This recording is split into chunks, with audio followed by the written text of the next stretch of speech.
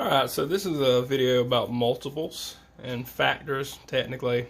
So you have a problem similar to this week that says, I am a number that is a multiple of 3. When you add 4 to me, I can be divided exactly by 8. I am between 7 and 22. So this is some mystery number that we're going to have to solve. Now your problem is very similar to this, just different numbers plugged in.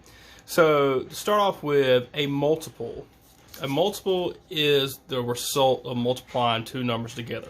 So think of multiples just as your multiplication facts.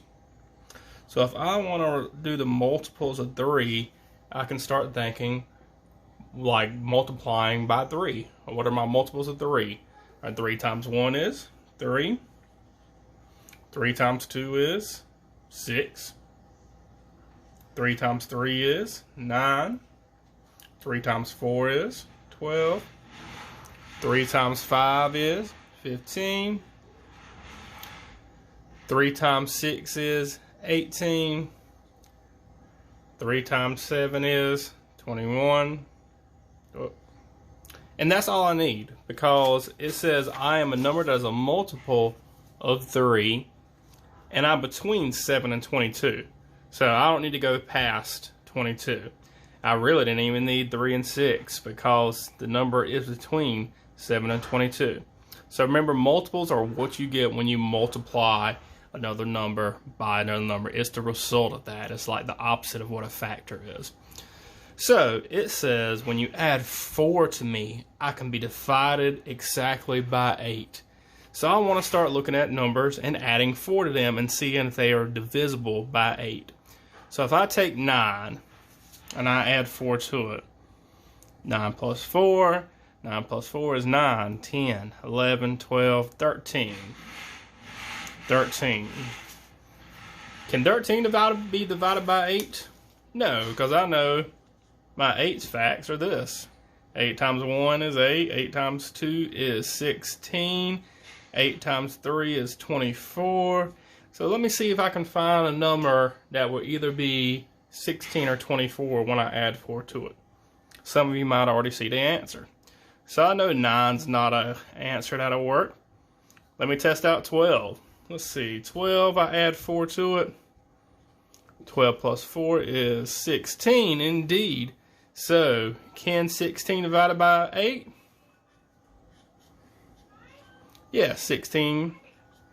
8 goes into 16 2 times. So my mystery number and the answer to my problem is 12. So the easiest way to do this is to start by listing out your multiples of the number that it's asking you, and then start adding to each of those to see what it can be divided by. So it's just a couple little steps, but it really helps if you list out those multiples. Hopefully this helps you out. Remember, a multiple is what you get when you multiply two numbers together. It's the result of multiplying two numbers. Now factors, just a little lesson on factors as well. Now factors, let's say we take the number 12. Factors are the numbers I multiply together to get 12. So they're like they're opposite of multiples. So if I start thinking at the most easiest part, what times what makes 12, I can always use 1. Because any number can be multiplied by 1 to get itself as the answer. So 1 and 12. I know 12's even, so I can definitely have 2 as a factor. So I start thinking 2 times what equals 12? 2 times 6. I'll move up to 3. 3 times what equals 12? 3 times 4. Is there anything I got left? 5. Nothing times 5 equals 12. So 1, 2, 3, 4, 6, and 12 are all factors of 12.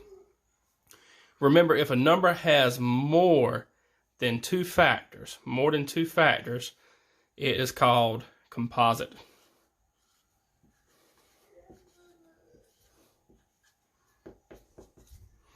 If it only has 2 factors, it's called prime. So let me give you an example of one that only has 2 factors.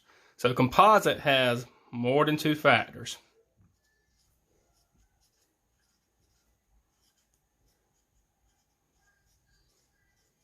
Composite just means having more than 2 factors, more than one in itself. So let's take a number like 7.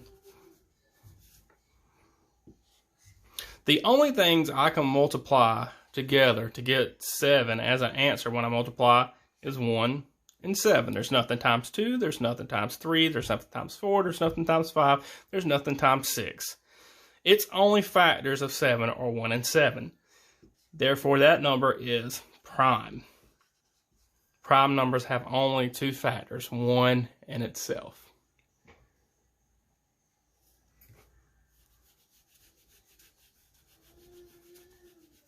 Now, if it has more, let's just take 9. If it has more than 2, for example, 9 has 1, 9, and 3 times 3. So it has 3 factors. So 9 is a composite number because it has more than 2 factors.